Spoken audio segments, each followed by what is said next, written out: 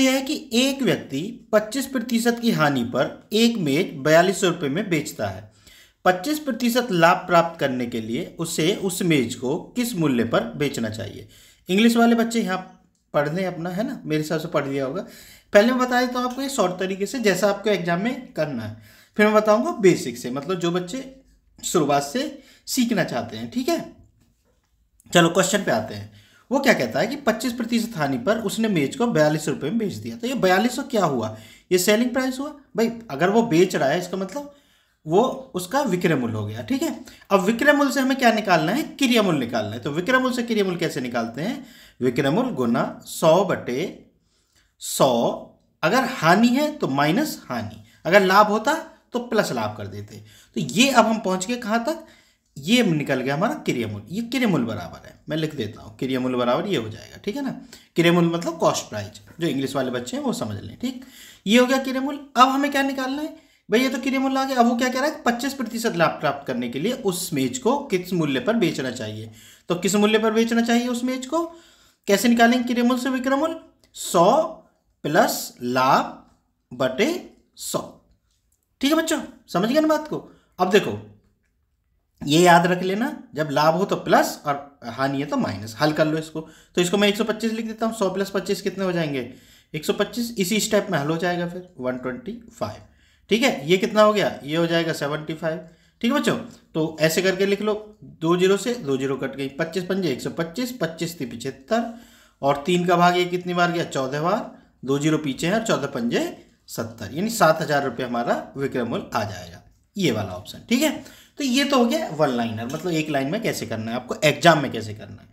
अब समझ लो कि ये इसके फॉर्मूले क्या हैं, अगर आपको बेसिक से सीखना है तो वो कैसे करेंगे।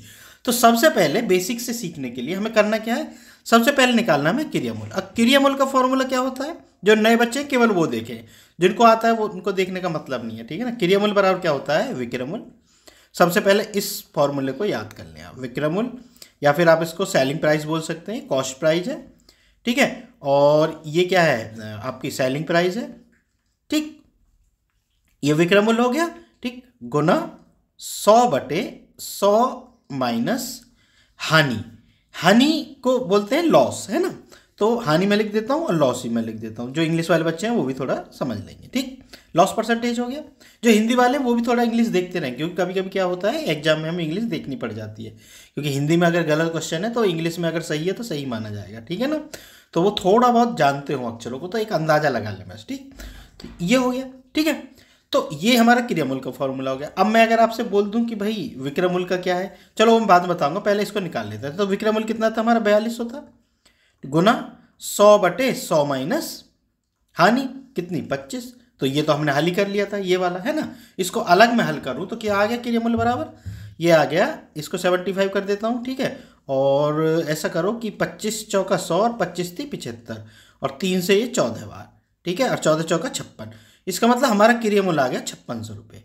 अब वो क्या कह रहा है कि हम वस्तु को कितने लाभ पर बेचें, 25% लाभ करने के लिए हमें उस वस्तु को कितने रुपए में बेचना पड़ेगा। ठीक है ना, मतलब at what price should he sell the table to make a profit of 25%। ठीक है, तो अब क्या करेंगे, हम विक्रय मूल्य निकालेंगे। तो विक्रय मूल्य बराबर क्या होता है, मतलब सेलिंग प्राइस बराबर क्या होता है, विक्रय मूल्य बराबर सेलिंग प्राइस बराबर क्या हो जाएगा, क्रिया मूल्य मतलब कॉस्ट प्राइस।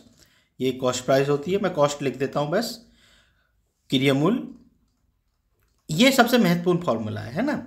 100 प्लस लाभ, अगर लाभ हो रहा हो, अगर हानि होती है तो यहाँ माइनस लिख देते, ये चीज याद रखना। और यहाँ भी हानि है तो माइनस किया हमने, अगर लाभ होता है ना तो प्लस लाभ करते, बस, और कोई चीज नहीं है फॉर्मूले में। ठीक है ना, तो ये फॉर्मूला अच्छे से याद कर लेना, यही काम आएगा आपके बस। ठीक है, क्रिया मूल्य कितना है अपना 5600 रुपये, गुना 100 प्लस लाभ यानी 100 + 25 और बट्टे 100।